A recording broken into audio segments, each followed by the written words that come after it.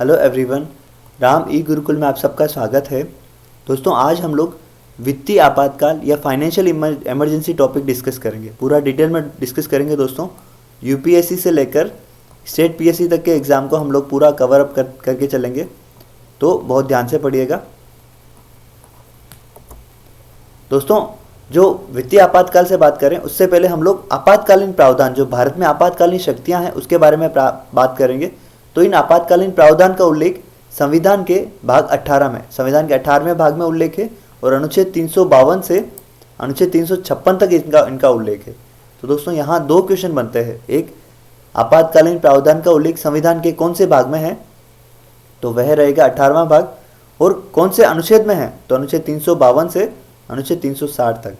तो अब ये क्वेश्चन बनता है कि भाई आपातकालीन प्रावधान क्यों यूज़ किए जाते हैं भारत में, कब किए जा सकते हैं। तो दोस्तों, भारत की शासन व्यवस्था को संविधान में संघात्मक स्वरूप प्रदान किया गया। संघात्मक मतलब केंद्र और राज्यों को, सेंटर और स्टेट को शक्तियां दी गई, लेकिन राष्ट्र की एकता, अखंडता और संप्रभुता बनाए रखने के लिए आपातकालीन प्रावधानों को भी जोड़ा गया। मतलब अगर देश कई संकट में आ जाए, कोई युद्ध की स्थिति या गृह युद्ध की स्थिति हो, तो एकता, अखंडता और संप्रभुता संकट में आएगी।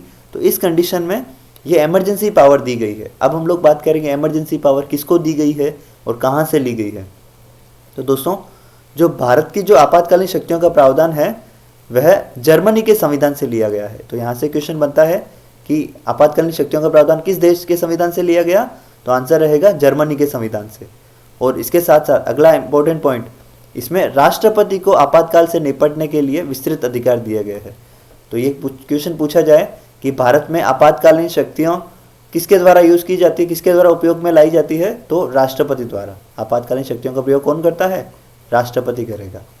तो इस भाग में कौन से 18वें भाग में संविधान के निम्नलिखित 3 प्रकार के आपातकालीन प्रावधानों का उल्लेख है। मतलब राष्ट्रपति को कितने प्रकार की आपातकालीन शक्तियाँ दी गई है, 3 प्रकार की।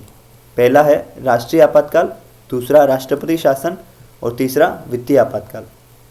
दोस्तों, राष्ट्रीय आपातकाल और राष्ट्रपति शासन से रिलेटेड क्लास से रिलेटेड और प्रीवियस ईयर एग्जाम से रिलेटेड क्विज, दोनों का लिंक वीडियो के डिस्क्रिप्शन में है। आप इसको ज़रूर देख लें, क्योंकि इसमें से क्वेश्चन हर एग्जाम में पूछे जाने की पॉसिबिलिटी रहती है।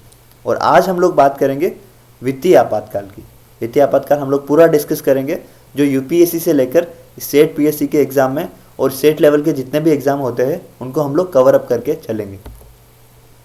दोस्तों, अगर आपने राम ई गुरुकुल के चैनल को सब्सक्राइब नहीं किया है तो सब्सक्राइब करें। इस चैनल में हम लोगों ने जीके ट्रिक्स से लेकर करंट अफेयर्स और सभी सब्जेक्ट के जो क्लासेस है वो अपलोड कर रखी है। आपको धीरे धीरे साइकोलॉजी की क्लास भी अपलोड हो चुकी है, तो आप इसको सब्सक्राइब कर लें। अब हम लोग बात करें वित्तीय आपातकाल की। तो वित्तीय आपातकाल अनुच्छेद 360 के तहत लगाया जा सकता है। दोस्तों, यहाँ क्वेश्चन बनता है कि वित्तीय आपातकाल का उल्लेख कौन से अनुच्छेद में है, किस अनुच्छेद के तहत लगाया जाता है, तो ये इसका एक आंसर रहेगा अनुच्छेद 360। और अब बात करें वित्तीय आपातकाल कब लगाया जाता है, क्यों लगाया जाता है, तो यदि देश में आर्थिक संकट या आर्थिक अस्थिरता उत्पन्न हो, मतलब देश में पैसे का संकट आ जाए, वित्तीय स्थिति डामाडोल हो जाए देश की, तो इस कंडीशन में वित्तीय आपातकाल लगाया जा सकता है। तो यहाँ 2 क्वेश्चन के आंसर मिल गए अपने को। एक, वित्तीय आपातकाल का उल्लेख कौन से अनुच्छेद में है, तो वो है अनुच्छेद 360। और कब लगाया जाता है, क्यों लगाया जाता है, जब देश में आर्थिक संकट या आर्थिक अस्थिरता उत्पन्न हो। ठीक है भाई। अब आपातकाल, ये वित्तीय आपातकाल किसके द्वारा लगाया जाएगा, तो आपको बता दिया गया है कि भाई राष्ट्रपति वित्तीय आपातकाल की घोषणा करेगा और राष्ट्रपति लगाएगा। ठीक है दोस्तों। अगला पॉइंट बात करें, बहुत इंपॉर्टेंट है। वित्तीय आपातकाल लगाने के 2 महीने के भीतर संसद से अनुमति लेनी आवश्यक है। यह एसएससी सीजीएल के एग्जाम में पूछा गया था कि वित्तीय आपातकाल लगाने के बाद संसद से कितने समय में अनुमति लेनी पड़ेगी। इसका आपको एक ट्रिक बता देता हूं मैं। 122 का ध्यान रखिएगा दोस्तों। 122 मतलब 3 प्रकार की आपातकालीन शक्तियों के बारे में बात की अपन ने। 3 अनुच्छेद रहेंगे। 352 जो राष्ट्रीय आपातकाल से संबंधित है, एक रहेगा अनुच्छेद 356 जो राष्ट्रपति शासन से संबंधित, और वित्तीय आपातकाल का भी हम लोग बात कर रहे हैं अनुच्छेद 360। तो इसमें राष्ट्रीय आपातकाल लगने के 1 महीने के भीतर संसद से अनुमति लेनी होती है, राष्ट्रपति शासन लगने के 2 महीने के भीतर संसद से अनुमति लेनी होती है। इसी तरह वित्तीय आपातकाल लगने के बाद संसद से अनुमति लेनी होती है 2 महीने के भीतर। तो ये आपको ट्रिक ध्यान रखना है। 122 से आप गलतियां भी नहीं करेंगे और बहुत आसानी से आपको याद रहेगा। ठीक है दोस्तों, अब वित्तीय आपातकाल लगा दिया अपन ने, संसद से अनुमति ले ली। अनुमति किस आधार पर लेंगे? साधारण बहुमत द्वारा वित्तीय आपातकाल के संदर्भ में संसद से अनुमति ली जाती है। अब इसका क्या मतलब है कि भाई जैसे सदन में, किसी सदन में 300 सदस्य उपस्थित है तो साधारण बहुमत इसका कितना होगा? आधे से एक ज़्यादा, 151। तो मतलब साधारण बहुमत से वित्तीय आपातकाल के संदर्भ में संसद से अनुमति ली जा सकती है। ठीक है दोस्तों, अगला पॉइंट है वित्तीय आपातकाल की अधिकतम अवधि के संदर्भ में संविधान मौन है कि भाई वित्तीय आपातकाल मैक्सिमम कितने समय तक लगाया जा सकता है, उसके बारे में संविधान में कुछ भी नहीं कहा जा सकता। मतलब वित्तीय आपातकाल अनिश्चित काल के लिए लगाया जा सकता है। अगर एग्जाम में क्वेश्चन पूछा जाए कि वित्तीय आपातकाल कितने समय तक लगाया जा सकता है, ऑप्शन है 1 वर्ष, 2 वर्ष, 5 वर्ष, तो अनिश्चित काल एक ऑप्शन रहेगा, तो वो आपका आंसर रहेगा। ठीक है दोस्तों, अब बात करें हम लोग वित्तीय आपातकाल के प्रभाव क्या पड़ेंगे। तो सबसे पहला प्रभाव रहेगा कि भाई देश में पैसों का संकट है, वित्त का संकट है, फाइनेंस का संकट है। तो इस कंडीशन में केंद्रीय करों में राज्यों को दी जाने वाली छूट, जो राज्यों को जितनी भी प्रकार की छूट उसमें कटौती की जा सकती है, पहला पॉइंट। अगला, राज्यों को दिए जाने वाले अनुदान या सब्सिडी में कटौती की जा सकती है। अगर कोई सब्सिडी दी जा रही है, राज्यों को छूट दी जा रही है, तो उसमें कटौती की जाएगी। और ऑब्वियसली जब वित्तीय संकट है पूरे देश में, तो केंद्रीय और राज्य के कर्मचारियों के वेतन में भी कटौती की जाएगी ऑब्वियसली, क्योंकि संकट पूरे देश में है वित्तीय आपातकाल का। लेकिन सबसे इंपॉर्टेंट जो वित्तीय आपातकाल की विशेषता है या इंपॉर्टेंट ध्यान रखने वाली बात है कि सुप्रीम कोर्ट के न्यायाधीशों के वेतन में भी कटौती की जा सकती है।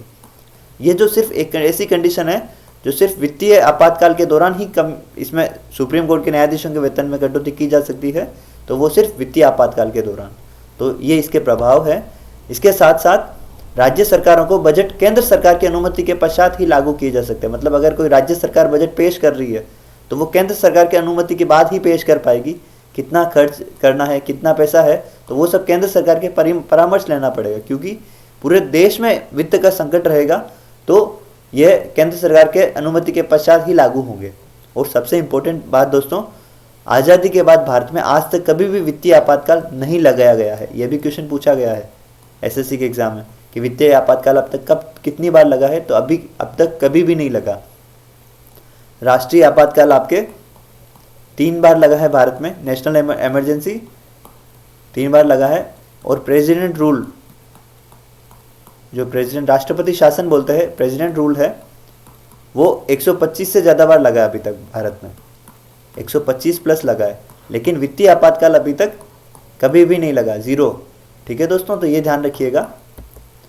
इसके साथ साथ दोस्तों वित्तीय आपातकाल की आपने क्लास ले ली, इसके बाद प्रीवियस ईयर्स एग्जाम से रिलेटेड इसकी क्विज प्रोवाइड कराई गई है, जिसका लिंक वीडियो के डिस्क्रिप्शन में है, तो आप उसको जरूर देखिए। उसमें प्रीवियस ईयर्स एग्जाम के क्वेश्चन डाले गए हैं, आपको बहुत आपकी तैयारी का एनालिसिस हो जाएगा, आपको सही लगेगा वो। Thank you everyone.